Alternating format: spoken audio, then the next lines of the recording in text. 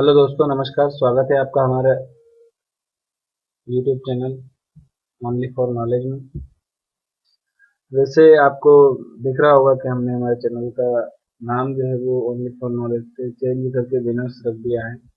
लेकिन वो क्या है कि मेरे प्रैक्टिस में ओनली फॉर नॉलेज है, इसलिए मैं लगभग अधिकतर वीडियो में अब भी ओनली फॉर नॉलेज बोल देता हूँ।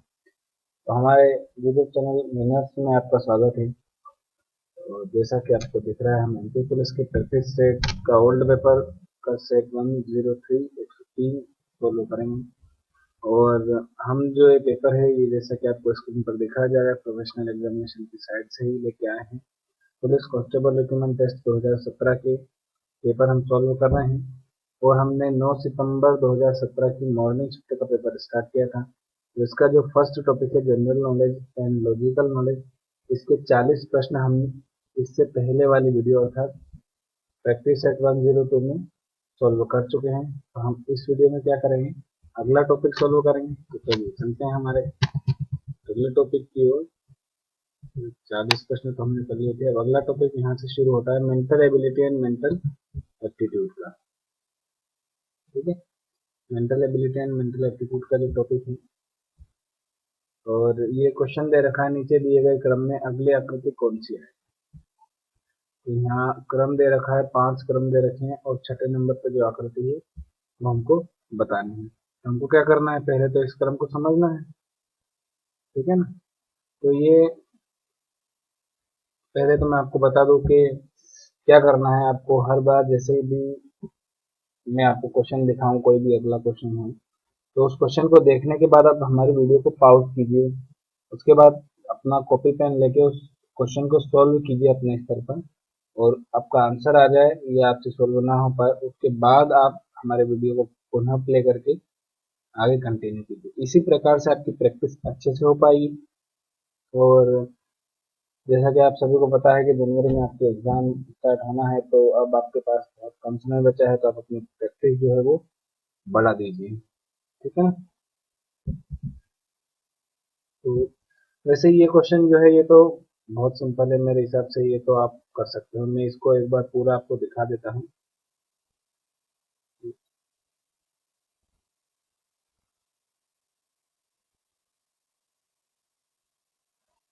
ये देखिए, एक क्वेश्चन और थोड़ा छोटा कर देता हूँ ताकि आप पूरा, ठीक है ना। अब ये पूरा क्वेश्चन आपने देख लिया है, इसको सोल्व कीजिए और देखिए इन चारों में से कौन सी आकृति आएगी, और मुझे कमेंट में बताइएगा क्वेश्चन नंबर फर्स्ट में क्या आंसर आता है। ठीक है ना। अब फिर से मैं इसकी साइज बढ़ा देता हूँ। चलिए चलते हैं हमारा अगला प्रश्न। अगला प्रश्न है हमारा, नीचे दिए गए क्रम में अगली आकृति कौन सी आएगी। ये भी लगभग उसी के जैसा प्रश्न है। चलो एक प्रश्न मैं आपको करवा देता हूँ। इसमें क्या करना है, जैसा कि आपको पता है कि एक वृत्त है, उसके 8 भाग है। तो पहले तो मैं यहाँ वृत्त बना लेता हूँ और इसके 8 भाग बना लेता हूँ। 2 भाग हो गए, 4 भाग हो गए, 6 भाग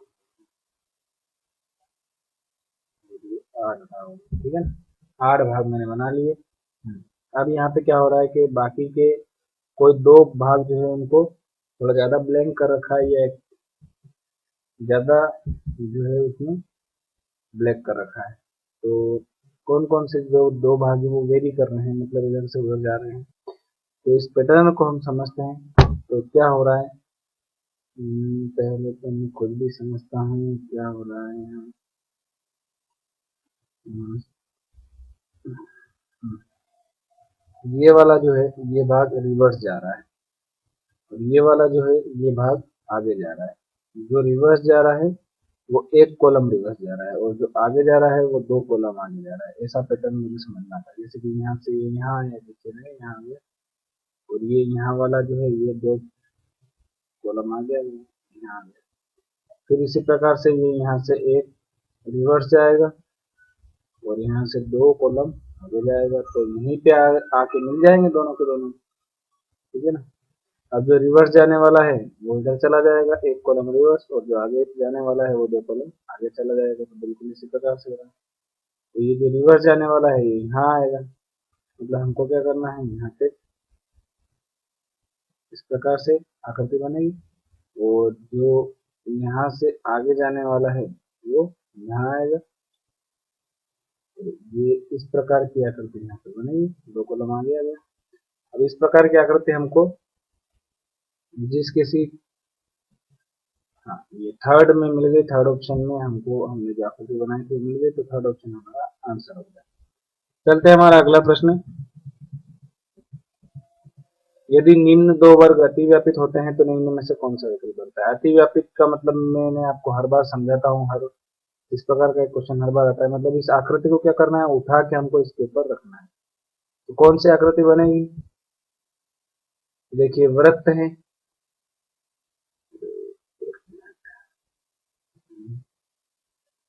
वृत्त है बीच में इस प्रकार से, और इस आकृति में क्या है, घनाकार आकृति है। तो ये इस प्रकार से मिक्स हो जाएंगे, और बाकी ये दोनों ऊपर वाली आकृति है तो लगभग मुझे सेम लगेगी, तो लगभग मेरे हिसाब से इस प्रकार की आकृति होनी चाहिए।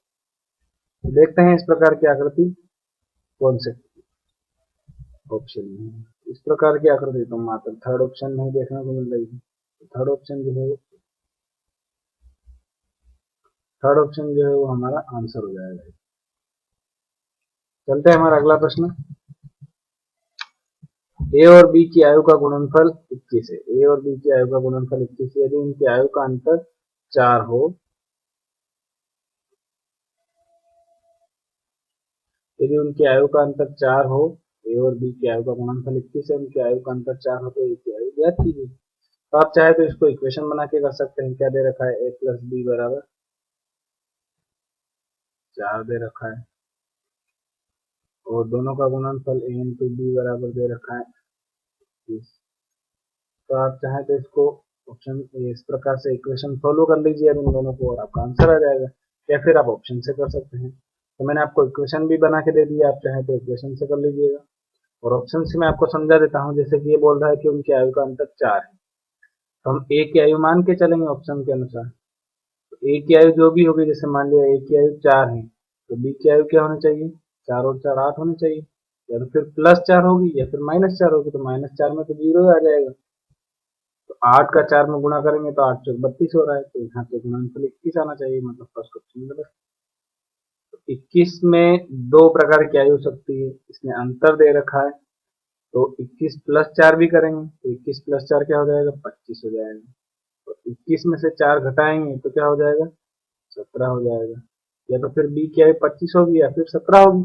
भाई उनकी आयु का अंतर दे रखा है, तो हो सकता है ए बड़ा हो या हो सकता है ए छोटा हो, इसलिए दो जो है वो कंडीशन बनेगी। तो वैसे यहाँ गुणा करने की आवश्यकता नहीं, हमको वैसे ही दिख रहा है कि 21 में अगर 25 का गुणा करूंगा तो ये तो सैकड़ों में संख्या जाएगी, या फिर 21 का गुणा 17 में भी करूंगा तो भी, क्योंकि उनका गुणनफल ही 21 होना चाहिए। तो ये सेकंड ऑप्शन तो वैसे ही कर गए। थर्ड ऑप्शन देखते हैं, 7, 7 और 4 प्लस 4 भी करेंगे तो 11, और -4 करेंगे तो 3।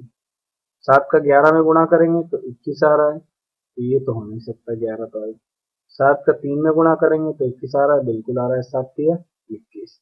मतलब हमारा थर्ड ऑप्शन जो है वो हमारे दोनों कंडीशन को पूरा करता है। थर्ड ऑप्शन करेक्ट है। तो देखिए आप ऑप्शन से भी कर सकते हैं, और इक्वेशन मैंने आपको बना के दी, आप चाहे तो इक्वेशन को सोल्व करके लेके आइए, तो भी 7 और जो है वो आपका आंसर रहेगा। चलते हैं हमारा अगला प्रश्न।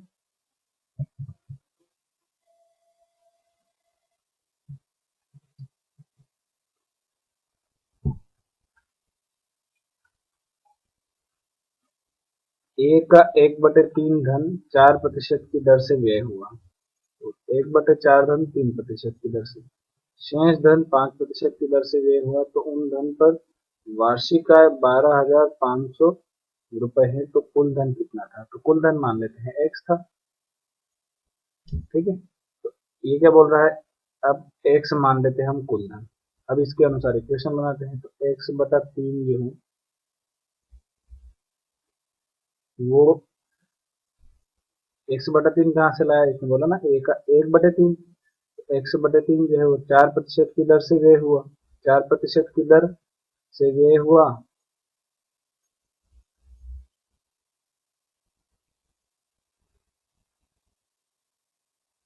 मतलब गुणित 4% हो जाएगा, गुणित 4/100 प्लस 1/4 धन, मतलब 100/4 गुणित कितने प्रतिशत की दर से, 3% की दर से, तो 3/100। ठीक है। अब क्या बोल रहा है, शेष धन 5% की दर से व्यय हुआ, तो शेष कितना बचेगा, देखिए एक तो 100/3 हो गया और दूसरा भाग हो गया 100/4, तो शेष कितना बचेगा वो तो हम इधर साइड में निकालेंगे। टोटल धन था x, इसमें से कितना चला गया, 100/3 भी चला गया, 100/4 भी चला गया, बराबर में बचेगा कितना, एलसीएम लेके सॉल्व कर लेते हैं। एलसीएम आएगा 12, इसके बटे में कुछ भी नहीं है तो यहाँ 1 हो जाएगा ना, तो एलसीएम क्या जाएगा 12, तो 12 × 12 12x माइनस 3 × 12 4 × 12। ठीक है ना, इन सबके साथ x है ना, इन सबके साथ x है, मैंने x लिखा नहीं, तो 4 और 3 7, तो ये हो जाएगा 5/12x। ठीक है ना, तो यहाँ पे कितना बच रहा है, 5/12x या 5x/12। अब क्या बोल रहा है, शेष धन जो था ये 5x/12 जो था उसको 5% की दर से व्यय हुआ, अर्थात इसमें क्या करना है, गुणित 5/2 करना है। तो टोटल हमको कितना मिला, वार्षिक आय मिली 12,500, मिली 12,500। तो कुल धन, तो x का मान हमको निकालना है। इक्वेशन मैंने आपको बना के दे दी है, आपको इक्वेशन सॉल्व करना है और मान निकालना है। तो आप अपने स्तर पर कर सकते हैं इसको, जैसे मैं आपको समझा देता हूँ। इनका एलसीएम आएगा बटे में 1200 आएगा इनका एलसीएम, ऊपर बचेगा 3 × 12 4 × 16 16x प्लस 4 × 12 3 × 9 प्लस 25। सबके साथ यहाँ ऊपर में क्या है, सबके साथ x साइड में लिख लेते हैं, बराबर 12,500 हो रहा है।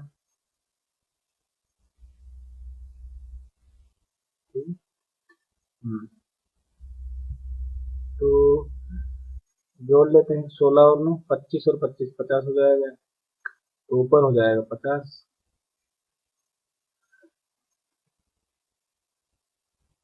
50 का नीचे भाग दे देंगे, 0 से 0 कट जाएगा, 5 × 10 520 24, ये बटे वाला 24 इधर जाएगा तो गुना होगा, तो 24 का गुणा कर लेते हैं, जो आंसर आएगा वो हमारा आंसर हो जाएगा। तो पीछे तो 2 0 ऐसे कैसे ही रहेंगे, तो 24 × 5 120 हासिल 12, 24 × 48 50 और 10 60 हासिल 6, 24 और 6 30,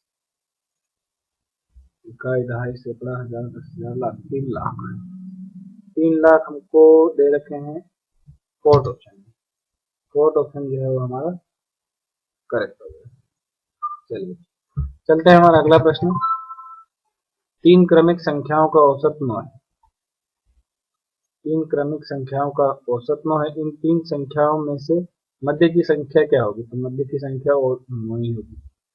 देखिए क्रमिक संख्याओं में सबसे बढ़िया सिस्टम ये है कि 3 दे रखी है तो बीच की संख्या 9 होगी, और बाकी संख्या अगर वो पूछे तो एक कम कर देते हैं और एक ज्यादा कर देते हैं, तो ये तीनों संख्याएं आ गई। आप चाहे तो इनको औसत वाले फॉर्मूले में एक समान कर करेंगे तो भी यही होगा, क्योंकि जो भी औसत आता है ना, अगर संख्याएं विषम है तो मध्य संख्या वही होगी, और उसमें वो जिस हिसाब से वेरी कर रहे हैं उस हिसाब से आप कम करते जाइए और बढ़ाते जाइए। अब इसने बोला है क्रम से है, तो क्रम से मतलब एक घटाना है और एक जोड़ना है, तो 9 में एक घटा दिया तो 8 आ गया, 9 में एक जोड़ देंगे तो 10 आ जाएगा, ये तीनों संख्याएं क्या हो जाएगी 8 9 10। अब इसने पूछा क्या, तीनों संख्याओं में मध्य की संख्या क्या होगी, तो 9। अगर वो कुछ और पूछता तो वो भी आंसर हम इसके द्वारा दे सकते थे। ठीक है ना, बहुत सरल है, बस आपके बेसिक जो है वो क्लियर होना चाहिए। चलते हैं हमारा अगला प्रश्न। निम्न विकल्पों में से किसका मान सर्वाधिक है? तो इन सबको सोल्व भी कर सकते हैं आप चाहो तो, और चाहो तो एक अंदाजे से भी लगा सकते हो। 62% का मतलब होता है 62/2, या संक्षेप में बताऊं तो 0.62 हो जाएगा। ठीक है, और फिर यहाँ 999 का भाग दीजिए आप, या फिर आपके अनुसार कीजिए इसको। ये तो बहुत सरल है। इन चारों में क्या करना है आपको, इन चारों में चारों का मान पॉइंट में निकाल लीजिए, दशमलव में। जिसका भी मान ज्यादा आएगा वही, यही तो पूछ रहा है किसका मान सर्वाधिक है, तो सर्वाधिक जिसका मान आएगा वो आपका आंसर हो जाएगा। ठीक है ना। तो कमेंट में मुझे बताइएगा कि इन चारों के क्या मान आ रहे हैं। ठीक है ना। क्वेश्चन नंबर 7 में मैंने आपसे पूछा है। चलिए चलते हैं हमारा अगला प्रश्न। यदि 2 रुपए के किसी सामान को 50 पैसे की हानि पर बेचा जाए तो हानि का प्रतिशत क्या होगा? 50 पैसे की हानि है, ठीक है ना। तो 50 पैसा 2 रुपए का कितने प्रतिशत है? 50 पैसा कितने रुपए होता है? 1/2 रुपए को ही तो 50 पैसा बोलते हैं ना। 50 पैसा मतलब आधा रुपया, आधा मतलब 1/2। तो ये क्या बोल रहा है, संक्षेप में यूं कहना चाह रहा है कि 2 का कितने प्रतिशत 1/2 है? 2 का कितने प्रतिशत 1/2 है? निकाल लीजिए ना। 2 का मान लेते हैं कि x%। 2 का x% क्या है? 1/2 है। तो 2 से 50 कट जाए, 2 से 100 कट जाएगा 50 बार में, और 2 से फिर 50 कट जाएगा 25 बार में। ये 25 से ऊपर जाएगा तो 25 से कम 25 हो जाएगा, तो x का मान क्या हो जाएगा? 25%। हानि प्रतिशत क्या होगा? 25%। बहुत ही सिंपल सवाल है। अगर आपकी प्रैक्टिस अच्छी रही तो आपको पेन रखने की भी जरूरत नहीं पड़ेगी। ठीक है ना। लेकिन क्या होता है, बहुत सारे कठिन सवाल देख के भाग जाते हैं। तो इसलिए आपको क्या करना है, प्रैक्टिस करना है। और हो सकता है आपको मेरी विधि कम समझ में आ रही है, तो आप, अगर ये विधि समझ में नहीं आती है तो मैं आपको किसी और विधि से भी करवा सकता हूँ। मैंने आपको हर वीडियो में यही कहता हूँ कि एक क्वेश्चन को करने के बहुत सारे तरीके हैं, बहुत सारी विधियां हैं। मैथ्स जो है वो बहुत सारी विधियों के द्वारा चलती है। तो जरूरी नहीं है कि जिस विधि से मैं करवा रहा हूँ, हो सकता है वो आपके समझ में नहीं आए, तो मुझे कमेंट कर सकते हैं आपके सभी इस क्वेश्चन को आप किसी और विधि से समझा दीजिए, तो मैं वो समझा दूंगा आपको। ठीक है ना। क्योंकि आपको समझ में आना चाहिए, आपको एग्जाम में वो क्वेश्चन करना है। चलिए क्वेश्चन नंबर 9 है।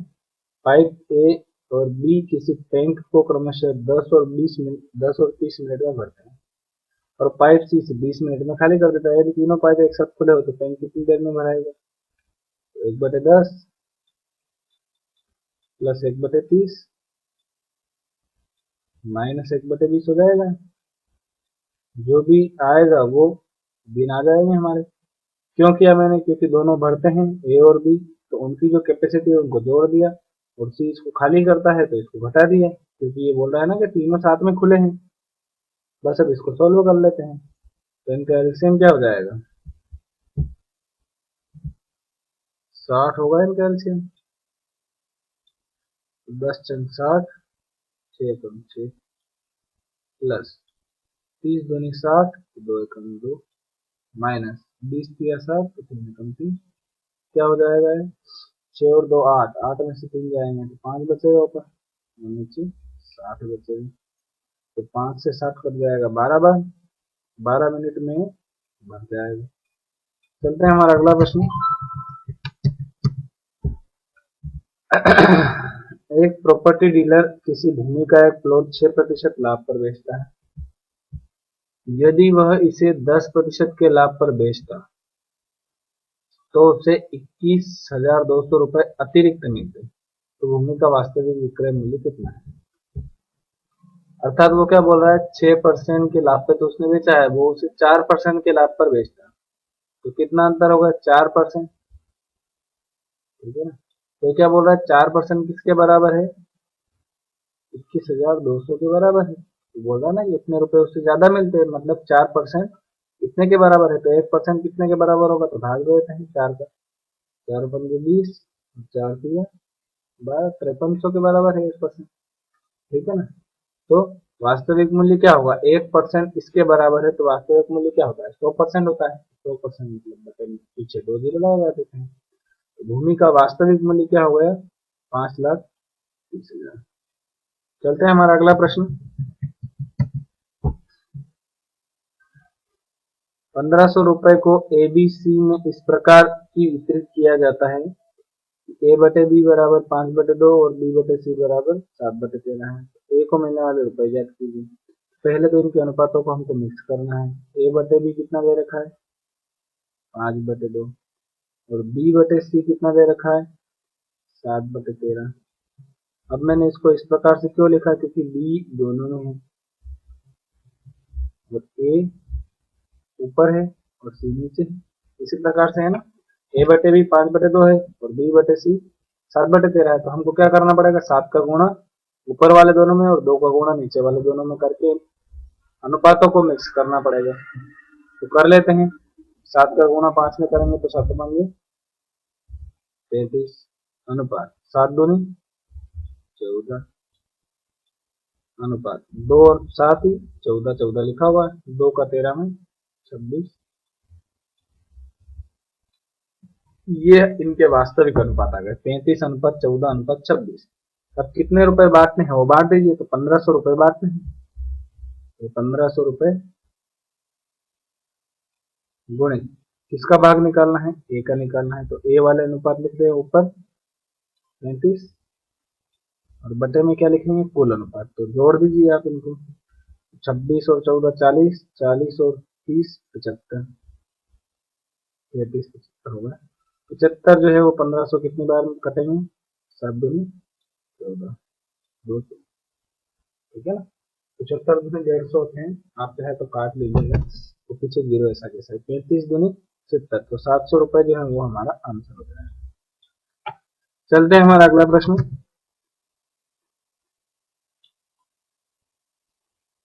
ये 2p = 5q = 6r, तो p अनुपात q अनुपात r किसके बराबर होगा। तो हमको क्या करना है, कुछ भी नहीं करना है, इन तीनों का एलसीएम लेके भाग दे देना है।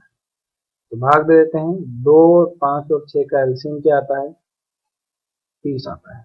तो 30 का भाग p में भी दे दो, q में भी दे दो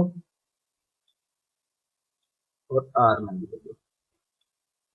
तो ऊपर से जो भी संख्या है उसको काट लो। 2 से 30 कटेगा 15 बार, 5 से 30 कटेगा 5 6 30 बार और 6 से 30 कटेगा 5 बार। तो ये आ गया हमारा अनुपात। कैसे आ गया, क्योंकि ऊपर कुछ भी नहीं बचा है, ऊपर केवल पी क्यू आर बचा है और नीचे इसके अनुपात है। तो 15:6:5। चलते हैं हमारा अगला प्रश्न। एक दर्जी स्कर्ट बनाने के लिए किसी कपड़े का 3/4 मीटर कपड़ा प्रयोग करता है, 7 स्कर्ट बनाने के लिए कितने मीटर कपड़े की आवश्यकता होगी। तो क्या करना है, 3/4 में हमको 7 का गुणा कर देना है, सिंपल सी बात है। एक स्कर्ट बनाने के लिए कितना कपड़ा, 7 स्कर्ट बनाने के लिए 7 का गुणा कर देंगे, तो 7 के 21/4 हमारा आंसर हो गया। इसको सही क्रम में जमा लेते हैं, तो 4 पंजे 20 और 21, 5 से 1/4 मीटर, जो कि सेकंड ऑप्शन में दे रखा है। चलिए चलते हैं हमारा अगला प्रश्न। यदि आप 60 किलोमीटर प्रति घंटे की गति से 3 घंटे और 50 मिनट तक ड्राइविंग करते हैं, तो आपने कितनी दूरी तय की। ये सभी बहुत बेसिक सवाल है। 60 किलोमीटर प्रति घंटे की रफ्तार है, चाल बराबर दूरी बटे समय होता है। दूरी निकालने के लिए क्या करेंगे, चाल गुणे समय कर देंगे। तो चाल हो गई हमारी 60 किलोमीटर प्रति घंटे की। अब ये घंटे और मिनट में दे रखा है, तो इसको हम घंटे में कन्वर्ट कर देंगे। तो 3 सही 50/60 कर देंगे इसको, ठीक है ना। 3 क्यों, 3 तो 3 घंटे दे रखे हैं और 50/60 इसलिए क्योंकि 50 मिनट दे रखे हैं। एक घंटे में 60 मिनट होते हैं, इसलिए 60 का हमने भाग दे दिया। तो इस प्रकार से क्या हो गया, पूरा घंटे में कवर हो गया। अब क्या करेंगे, एक शून्य से एक शून्य कट जाएगा, बचेगा क्या, 3 सही 5/6, 6 18 और 5 23 23/6 जो है वो हमारे पास आए। हाँ, तो 23/6 हमारे पास आ रहे हैं। 6×3 = 18 और 5 23। तो 23/6 का गुणा हम कहाँ करेंगे? 60 में।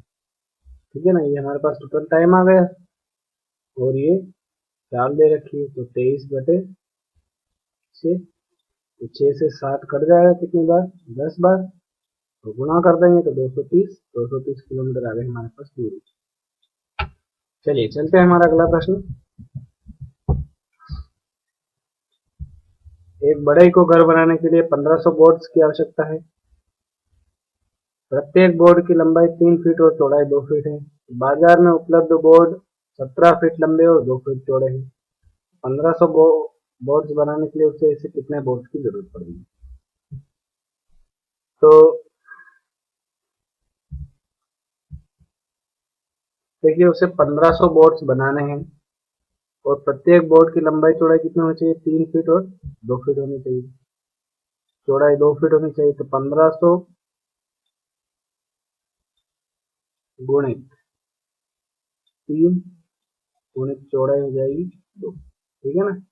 3 × 2 क्यों कर रहा हूं मैं? क्योंकि ये क्षेत्रफल होता है। बोर्ड जो होता है वो आयताकार होता है ना, इस प्रकार से आयताकार ही तो होता है बोर्ड, आपने देखा होगा। तो आयत का क्षेत्रफल क्या होता है? लंबाई गुणित चौड़ाई।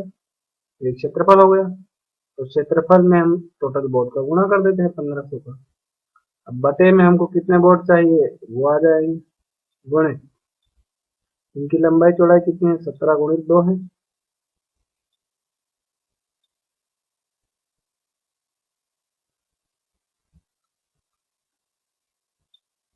2 से 2 कट जाएंगे। 15 × 3 = 45 तो हो गया। 45 में हम क्या करेंगे? 17 का भाग दे देंगे।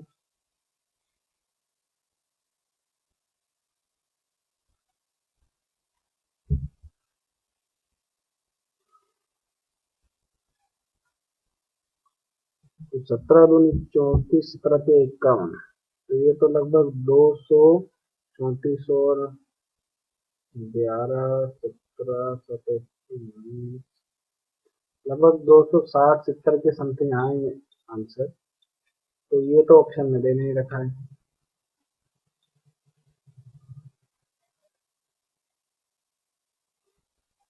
ऑप्शन में दे रखा है इससे सम लगा हुआ 300। तो 300 ही हम यहाँ पे टिक करेंगे। देखिए, हो सकता है मैंने कहीं मिस्टेक की हो, तो आप ये करके मुझे बताइएगा। हो सकता है आपके अनुसार अगर 300 आंसर आ रहा है तो 300 कैसे आ रहा है, मुझे कमेंट कीजिएगा। चलिए चलते हैं हमारा अगला प्रश्न।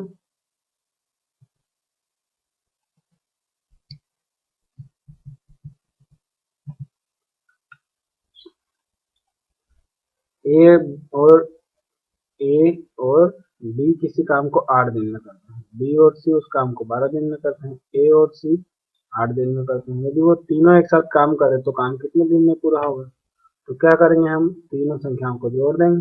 1/8 प्लस 1/12 प्लस 1/8। ठीक है ना। ये क्या आ जाएगा? ये आएगा हमारे पास दुगुना काम आ जाएगा। जितना हमको निकालना है ना उसका दुगुना आएगा। ठीक है ना। 2/ABC। तो दुगुना क्यों आएगा? क्योंकि ये देखिए ना, हर ए भी 2 बार आया है, सी भी 2 बार आया है, तो डी भी 2 बार आया है। ठीक है ना। तो इनके काम को जोड़ दिया तो दुगुना काम आ जाएगा। कोई दिक्कत नहीं है, इसका हम आधा कर देंगे। 1/2x आएगा। तो यहाँ हमको क्या करना है? इसको सोल्व करना है। तो इसको सोल्व कर लेते हैं, एलसीएम लेते हैं। क्या आएगा एलसीएम? 24 एलसीएम आएगा। और 8×3 = 24, 12×2 = 24, फिर 8×3 = 24, 3×3 = 6, 2 8, 8 से 24 कट जाएगा 3 बार।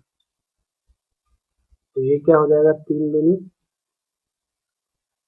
2 का गुना यहाँ कर देंगे तो 3×2 6। 6 दिन लगेंगे काम को पूरा करने में जब तीनों साथ में करेंगे।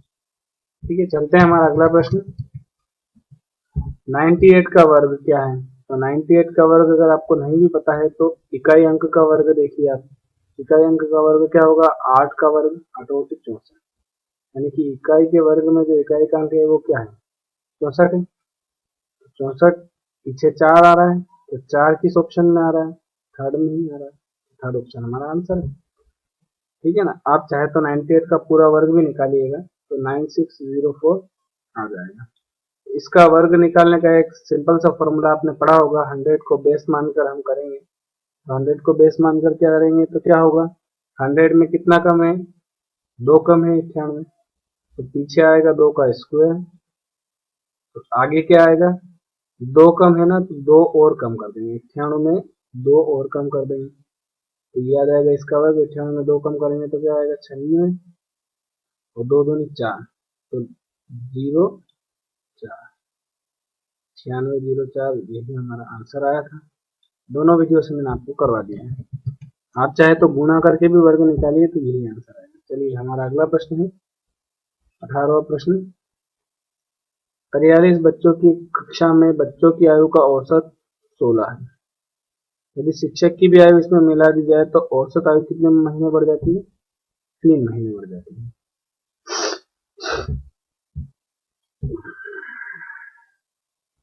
तो शिक्षक की आयु कितनी है?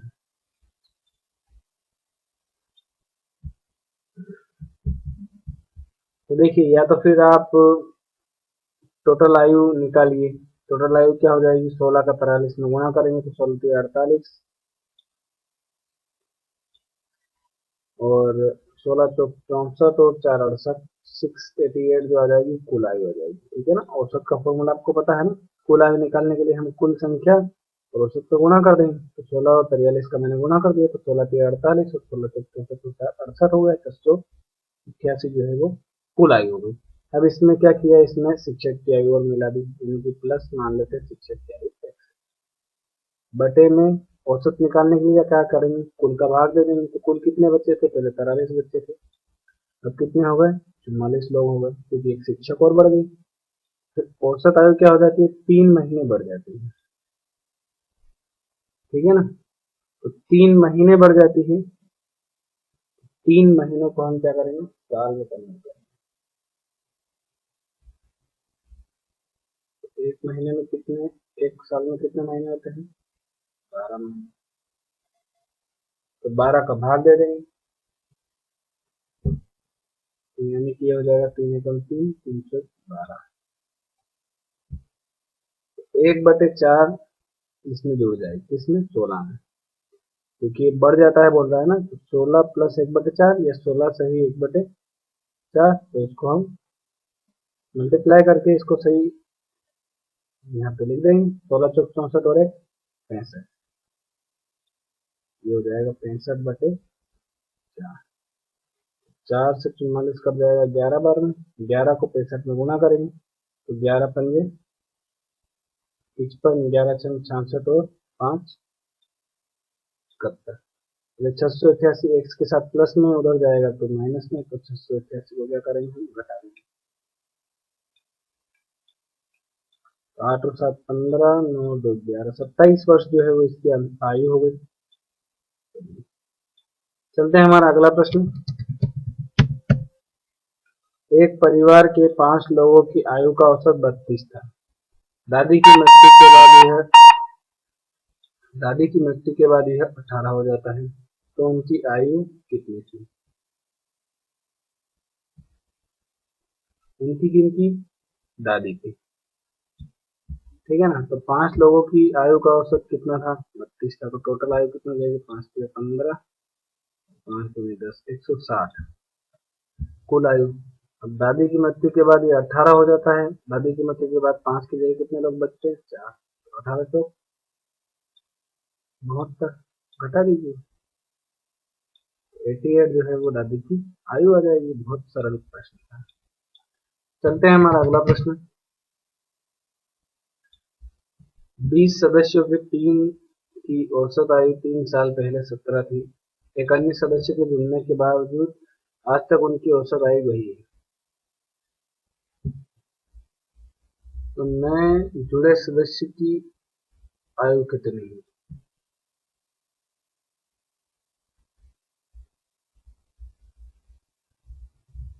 तो ये इस टाइप के 2 क्वेश्चन मैंने आपको करवाए हैं, तो ये आप करके मुझे कमेंट में इसका आंसर दीजिएगा। क्वेश्चन नंबर 20 का चलते हैं हमारा अगला प्रश्न। ये भी औसत से संबंधित है। 8 संख्याओं का औसत 25 है। यदि प्रत्येक अंक 15% बढ़ा दिया जाए तो इन संख्याओं का नया औसत क्या होगा? तो सीधी सी बात है, आप 15 में 25 में ही 15% बढ़ा दीजिए, यानी कि हमको क्या करना है, 25 गुणित 115/100 करना है। तो जो आएगा वो हमारा आंसर होगा। ठीक है, 25 चौक 100, 4 का भाग दे दीजिए, 4 दूनी 8,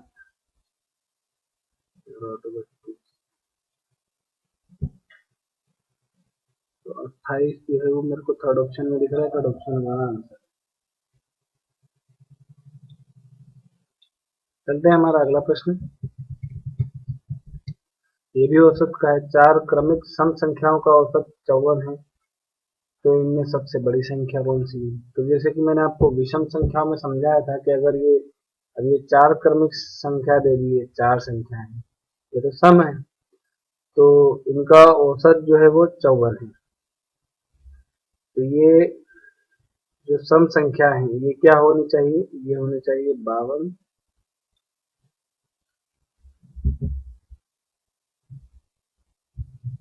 कैसे पॉसिबल है?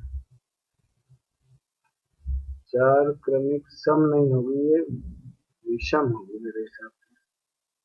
ये क्वेश्चन में कुछ गड़बड़ी हो गई है, विषम संख्या होगी। तो 54 है, तो 54 किसका औसत होगा? दो संख्याओं का, ये हम देख लेंगे, 53 और 55 का औसत 54 होगा। ठीक है ना, 54 के आसपास की दोनों संख्या हम देख लेंगे। तो दो संख्या हमको मिल गई है, बाकी की दो संख्याएं और निकालेंगे तो एक और कम कर देंगे, तो ये हो जाएगा 51 और ये हो जाएगा 57। ठीक है ना, क्यों? क्योंकि विषम संख्याएं हैं, क्वेश्चन में सम की जगह विषम होना चाहिए, क्योंकि हमेशा विषम संख्याओं का ही औसत,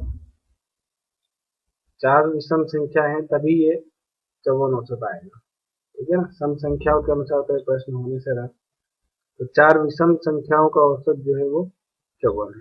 वो चारों संख्याएं मैंने ये निकाल ली है। कैसे निकाली है? 54 के आसपास की दोनों विषम संख्याएं लिख लीजिए, 53 और 55। उसके बाद कितनी संख्या है? 4 है, तो एक कम कर दीजिए और एक विषम संख्या बढ़ा दीजिए। बिल्कुल। अब उसने क्या पूछा है? उसने पूछा है सबसे बड़ी संख्या। सबसे बड़ी संख्या 57 है, 57 दे रखा है फोर्थ ऑप्शन में। चलते हमारा अगला प्रश्न। अगला प्रश्न है हमारा, 10 विद्यार्थियों का औसत भार आधा किलोग्राम तक बढ़ जाता है जब उसमें 50 किलोग्राम भार वाले एक विद्यार्थी के स्थान पर एक नया विद्यार्थी आ जाता है। तो नए विद्यार्थी का भार ज्ञात कीजिए। ये औसत वाले प्रश्न मैं आपको पहले से करवा ही रहा हूँ, तो इस प्रश्न का उत्तर जो है वो आप मुझे कमेंट में दीजिएगा, इस क्वेश्चन का आंसर क्या है। और अगर आपसे नहीं हो पाता है तो भी मुझे बताइएगा, मैं आपको इसका सॉल्यूशन अपने अगले वीडियो में प्रोवाइड करवा दूंगा। चलिए चलते हैं हमारा अगला प्रश्न।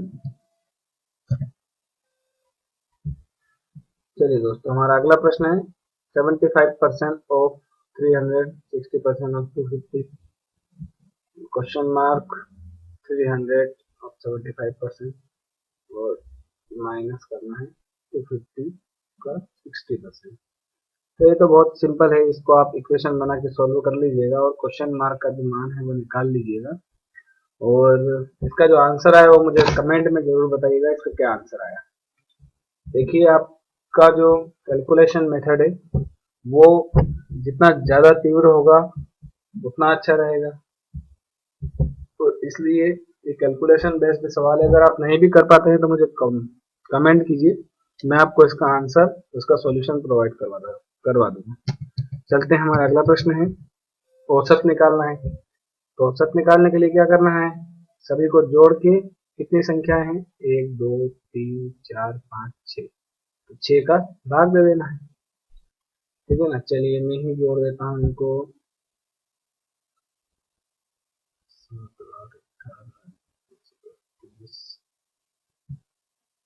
37, 47, 66, 66/6, तो क्या हो जाएगा? 6 पंचे 6 पंचे 11 जो है इसका औसत हो जाएगा। चलिए चलते हैं हमारा अगला प्रश्न।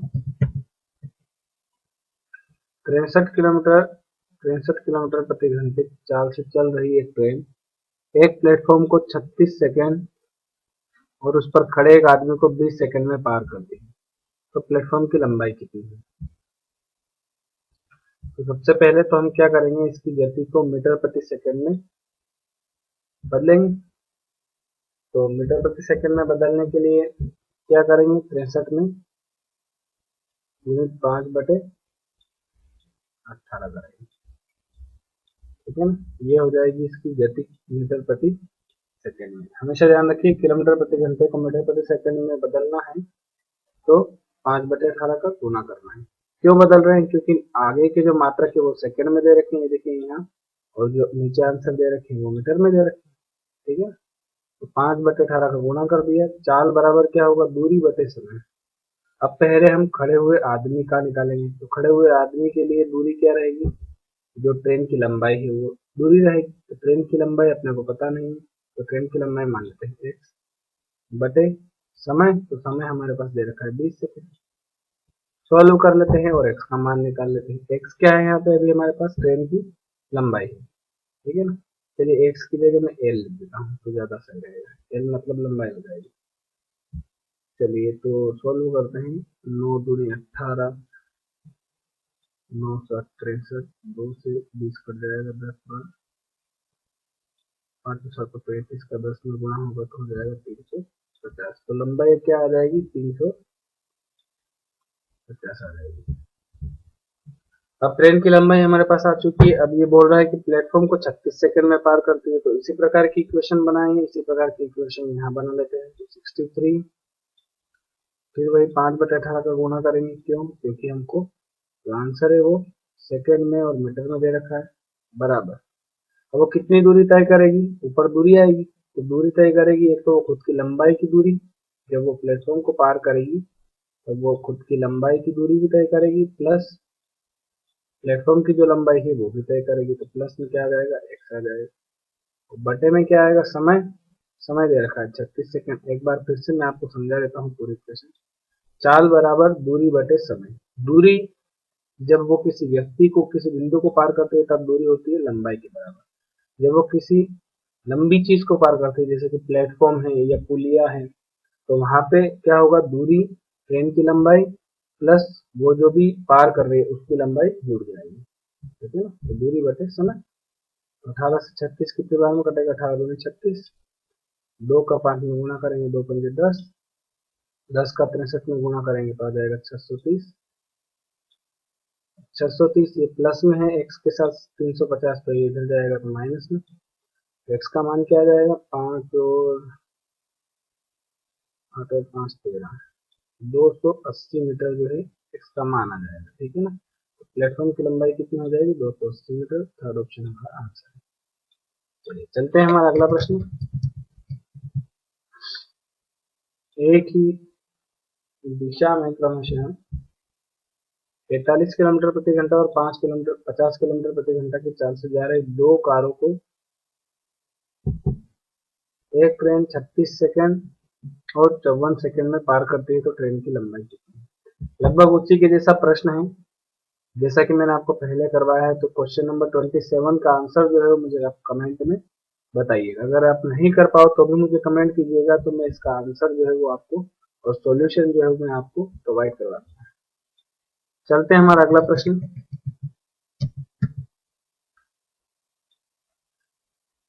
1 मीटर कपड़े की कीमत 120 रुपए है। एक शर्ट के लिए 1.3 मीटर कपड़ा चाहिए और प्रति शर्ट सिलाई जो है वो 35 रुपए है। तो 5 शर्ट का मूल्य क्या होगा। पहले तो हमको जो शर्ट के लिए कपड़ा चाहिए वो मूल्य निकालना है।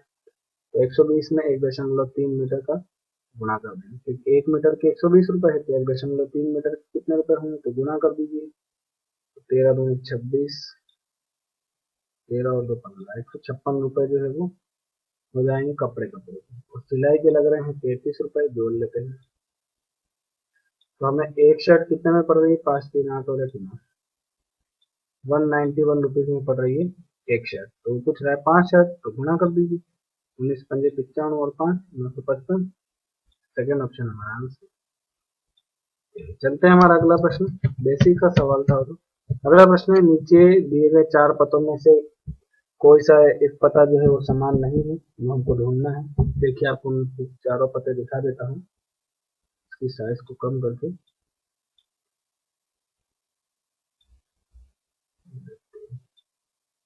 ज्यादा साइज कम करूंगा तो कुछ भी नहीं दिखेगा आपको, शायद आपको नहीं दिख रहा होगा। फिर से मैं बड़ा कर लेता हूँ, साइज कर देता हूँ। हाँ, अब मिलाते हैं, एक एक करके मिला लीजिए, सबसे बढ़िया है एलिजा अलेक्जेंडर, हुआ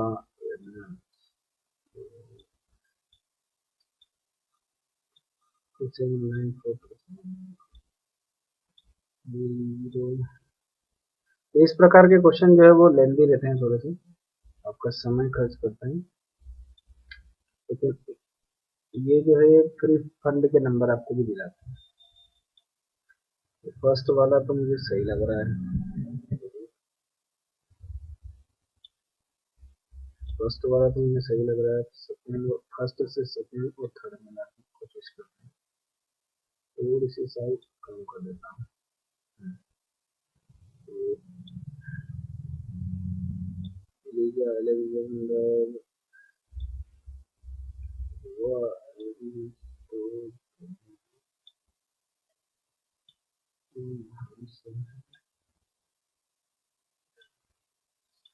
देखिए, मैं भी आपके साथ साथ इसको सोल्व करता हूँ, कोई मेरे पास इतना टाइम नहीं है, अलग से सोल्व नहीं करता हूँ।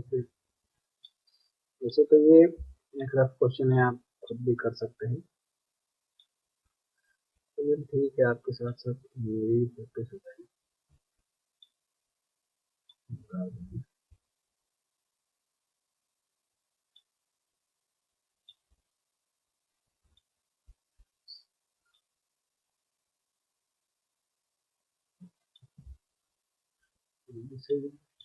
चलिए फोर्थ ऑप्शन बचा है, इसी को देख लेते हैं। फोर्थ ऑप्शन में तो एक लग रही है,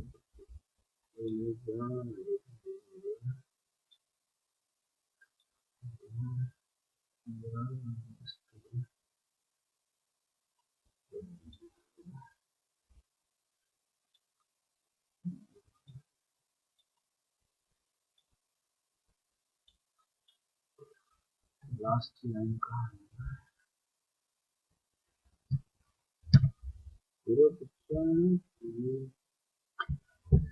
यार कुछ मिला ही नहीं मुझे तो,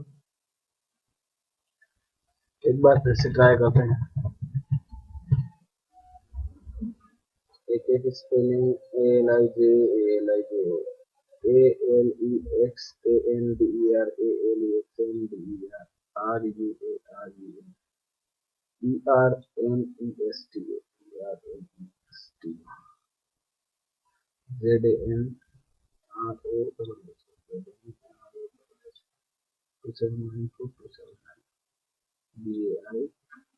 अरे यार ये गलती, ये तो सही है, ये तो मैंने पता है गलती है, BAIR है, इसके यहाँ पे डबल आर हो, ये जो है ये मैंने पता है, इससे हमने इसको मिलाया, तो फर्स्ट जो है वही गलत है, इसी को मैं सही से नहीं मिला पाया था। चलिए देखते हैं, अब ऑप्शन में फर्स्ट जो है वो फोर्थ ऑप्शन दे रखा है फर्स्ट, तो ये हमारा करेक्ट आंसर हो जाएगा। इसी प्रकार से क्या है कि आपको प्रैक्टिस करोगे तो जल्द से जल्द मिला पाओगे। यहाँ भी देखिए, ये भी सेम क्वेश्चन है, नीचे दी गई श्रृंखला में अक्षर और संख्याओं का क्रम नहीं थे, गलत से अगर हमको पहचानना है, आप भी मिलाइए, मैं भी मिलाता हूँ,